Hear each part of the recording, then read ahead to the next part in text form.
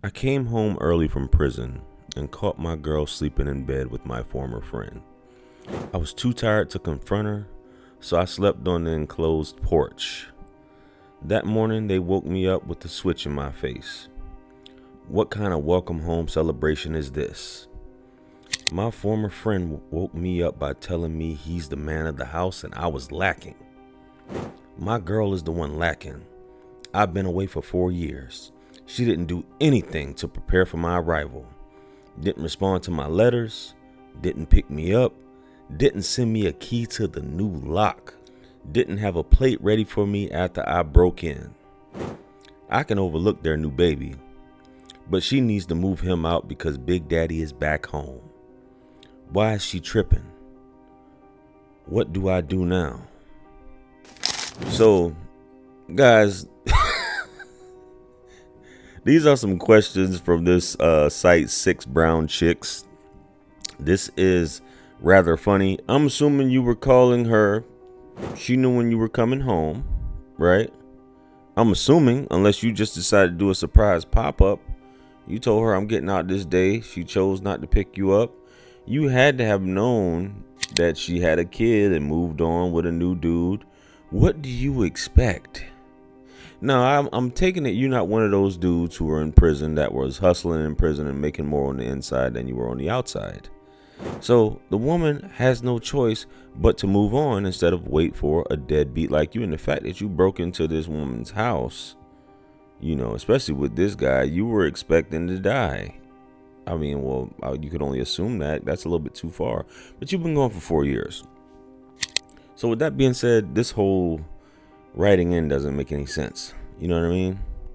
But Big Daddy is back home and needing to be taken care of by a woman. So much for Big Daddy. I mean, there are girls out here like that. You should have applied for love at the lockup. Got you a BBW. But obviously this woman's moved on, had another kid. 4 years removed from the situation. So I don't know what to tell you, man. Let's get on to the next story or the next question. Let's go. I met Ron at a singles mixer. He was practically the only man there, and after I spent $250 on my hair, I was leaving that mixer with someone. Ron was below average in every way possible, but he had a heartbeat, and I was lonely. We tried to do what grown folks do, but when he took his clothes off, I noticed his wide womanly hips, and I said, boy, I ain't messing up my wig install for that. He looked hurt, but what the do I care? I left. I posted about the poorly attended event, and I laughed at his childbearing hips. About a month later, I was finally offered a remote job. I worked hard to get, and I had to go into the office to sign the contract, pick up the equipment, and meet the team. My team lead was Ron. He was kind, but smirked as he told me we're going in a different direction, and my job offer was rescinded. I've deleted the social media posts about him, and I've called him to apologize, but no response. I really need that job. What do I do? So, what do you do in this case? Now, we've seen stuff like this where guys have big hips and women don't like that, I guess, in dudes. You want a masculine looking man, And I get it. So basically, both you guys got completely naked and you decided to say this isn't going to go any further, even though some would consider it the point of no return with no hips. I mean, I've heard stranger. I've had a woman on my show that said the dude, and maybe that Ron should have thought about that. The dude decided to keep all his clothes on and just slide it through. And that's how she said he used to always, be intimate with her. He would keep his shirt on. He would keep his boxers on or his underwear, and he would just slide his wiener through, which I thought was rather odd. So maybe you can tell Ron to do that, and you guys can. You said you tried to apologize, but things happen, man. I'm pretty sure there's a way, but he can always deny it. If you try to say, hey, this guy was mad because we were dating and da da da da and all this stuff like that, but sorry, baby, it happens. And then you were trying to roast the guy on social media. That's definitely not cool, man. But let's get on to the next story, guys. Let's go. I'm a 22-year-old woman who was raised in the church. I sang in the choir. I loved my church community. I moved away 2 years ago for college and joined the church community here. My female pastor told me she would help me release my inner demon with spells and sex rituals. In due time, we skipped the candles and sage and went right to tongue baths and straps. I told her I enjoyed her sexual healing sessions, and she slapped me and accused me of making fun of the Lord. I don't mind getting down with her, but I'm certain we ain't doing God's work. So why is she playing spiritual games? Why not just ask me for a relationship? Or should I ask her? Advice? So, if you know anything about the church, which, I have minimal knowledge, but I do know that it's some weirdos and some crazy stuff going on. Doesn't matter, white church, black church, whoever. But, there's definitely some different things going on in the black church than it is in the white church. So some people feel that by doing it and labeling it the Lord's work, and some people are dumb enough to believe what it is, or maybe they're not dumb enough. They're being willfully ignorant, or just like to participate, or just, are able to say, I can get out all my lustful desires by using the Lord's name, including these sexual spells, practices, and, a woman going down on you is, the Lord was telling her to do it, which is crazy. So that's how it is, man. You have a lot of deviance in the church. Hey, I did a video one time where the guy was a whole pastor of a church there in North Carolina, and he was recording himself clapping another man's cheeks, and they posted it, and then he was crying on camera about it. And he was a father and a grandfather and a husband. So, man, people make up their own rules. So if you want to be with her that bad, just say, hey, let's be in a relationship. If she doesn't want to be in a relationship, then you get your sexual healing somewhere else. Let's go on to the next one, guys. My 3-year-old son was ill and we couldn't attend daycare. I spent time with him during the day, and it dawned on me that one of his legs is shorter than the other. His mother had special soles made for him. I didn't know this. The leg issue was a genetic defect that doesn't run in my family. Also, I studied his face and I wasn't sure who this child resembled, but it wasn't me. My 2-year-old daughter looked just like me. I bought 2 at-home DNA kits just to ease my mind. Well, 72 hours later, and the online results revealed the kids are not mine. Girlfriend says I can keep playing house in peace or I can get the fuck out.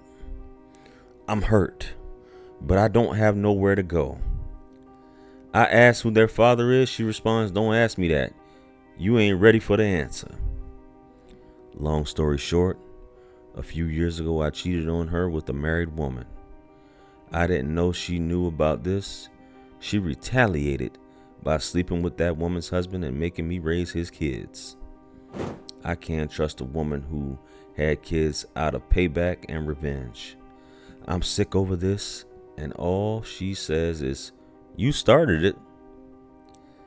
She's still seeing that woman's husband. What hurts is that I really bonded with my daughter. Advice? Oh man, bro. You got a 3-year-old and you got a 2-year-old. This sounds like a story I just recently did about some kids that wasn't his. Man. And it was a dude wiped a booty clapper and decided to up and leave. But hey, bro,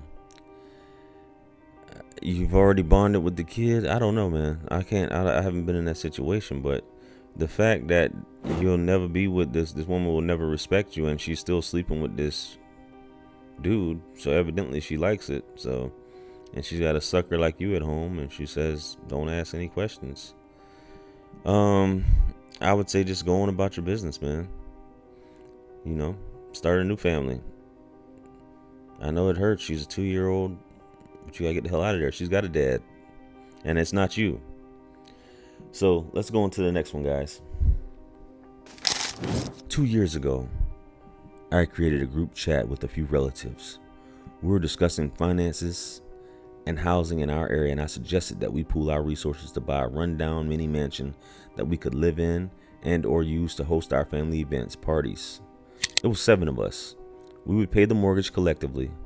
After 7 months of renovations to the property, we had a family celebration there.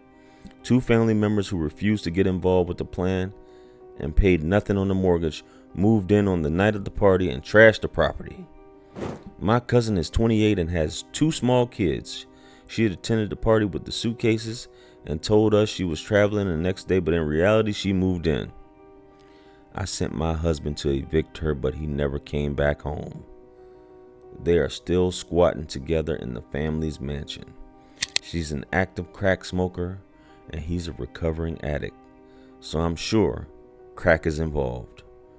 How do I bring my man back home? Goodness. So you sent the homie to evict the cousin, and he never came back. So he's a recovering addict. You should have known that that was a bad idea to send him. You know, whose resources is this? I'm assuming it was part of his resources too, because you guys were married. But you're gonna send him to do it? Don't you? You said all y'all. It was seven of you guys. 2 family members refused to get involved with the plan and paid nothing on the mortgage, but moved in right after the party. I think your family members should help out at this point, because if you refuse to pay the mortgage, hopefully your name is on the title. But yeah, good buddy's gone. Sorry to tell you. You know, keep it moving. On to the next one. I married him for his lakefront condo. Checked the deed, it was his. Loved him hard while I took birth control shots and pretended we were having fertility issues because I wanted a clean break after our 50-year marriage. No kids, no loose ends. Just me taking the condo or half of its value. After year 5, I moved out and filed for divorce. I gaslit him into thinking he was a horrible husband and man. My divorce attorney informed me that the property owner listed is Johnny, not my husband Johnny. His mother owns the condo. I'm not entitled to anything. I wasted 5 years with him, and now I think I at least want to get a child out of the marriage because there's money in his family, but he won't come near me. How do I rekindle the love he used to have for me? His family members are working around the clock just to keep me away. Legally, I'm still his wife. So I will say that this is a mental illness, if I do say so myself, and you do have women that think like this. After all this foolishness, you told him, you gaslit him, you told him he was a horrible husband and man, and you moved out on your own.